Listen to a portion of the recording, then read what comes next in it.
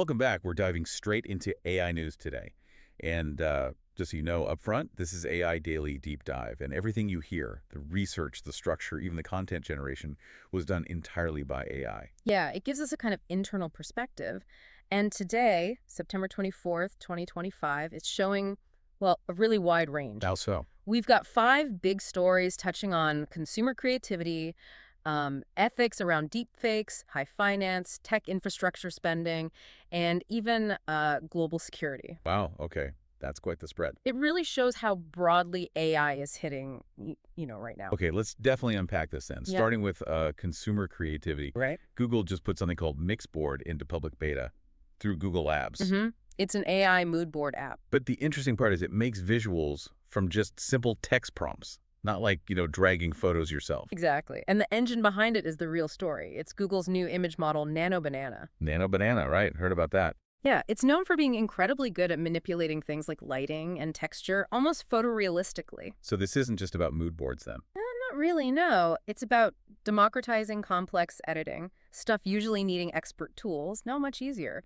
It shrinks that creative skill gap. And positions it against Pinterest, I guess. Definitely a strategic competitor. Using that advanced tech is key. Okay, so that capability, Yeah. it leads straight into the next topic, right? Ethics and identity. There's a pretty striking study out from Queen Mary University, published in PLOS 1. And what did it find? Basically, that AI voice synthesis, especially the cloned voices, is now, well, it's virtually indistinguishable from real human speech. Indistinguishable. Wow. Yeah, and get this, sometimes participants actually rated the synthetic voices as more dominant and trustworthy than the real humans. More trustworthy. How is that possible? It's this sort of hyperrealism effect, but the scary part, making these clones is cheap, it's accessible. So the potential for fraud, deepfake audio, it's immediate. Profound implications, security, trust. It's all on the table now. Okay, so AI can fool our ears. Can it tackle really complex professional judgment? I saw reports about AI passing the CFA Level 3 exam. That's right, the big one. The hardest of all. And we're talking top LLMs like Gemini 2.5 Pro, Claude Opus, doing it in minutes. How? Those essay questions require real analytical judgment. It comes down to something called chain of thought prompting, OT. Chain of thought. Explain that a bit. It lets the model kind of simulate step-by-step human reasoning, so it can break down those complex analytical problems, even the essay part. So it's not just pattern matching anymore. Much more than that. But, experts are still cautious. They see it as a tool, a complement. Why only a compliment? Because it still completely lacks that human element, right?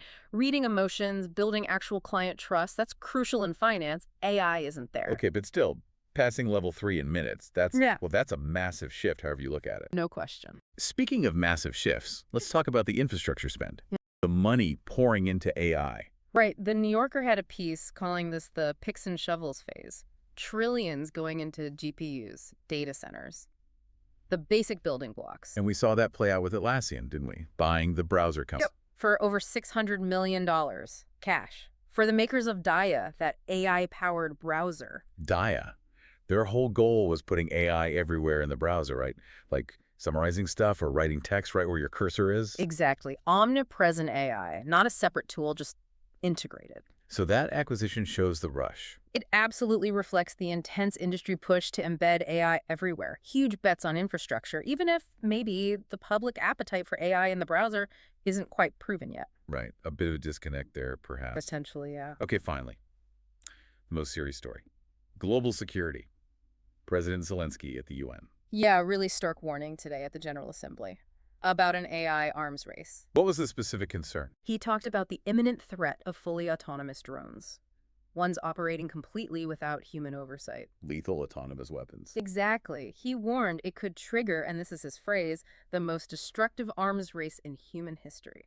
Wow.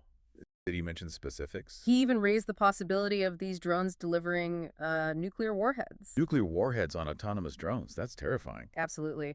His main point was an urgent plea for international rules, for governance over military AI now. So bringing it all together then. Yep. What's the takeaway from today?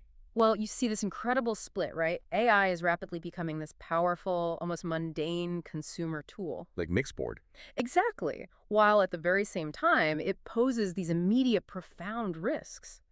to identity with the voices, to professional judgment with the exams, and now this existential threat to global security. It's advancing on all fronts, simultaneously helpful and potentially hazardous. A truly fascinating, maybe a little unnerving snapshot of AI today. It makes you think, if AI can pass the toughest financial exams, replicate voices perfectly, what are those unique, irreplaceable human skills left? The ones relying on real trust, emotional intelligence, genuine judgment. What will define success for us in the economy that's coming? Something for you to ponder.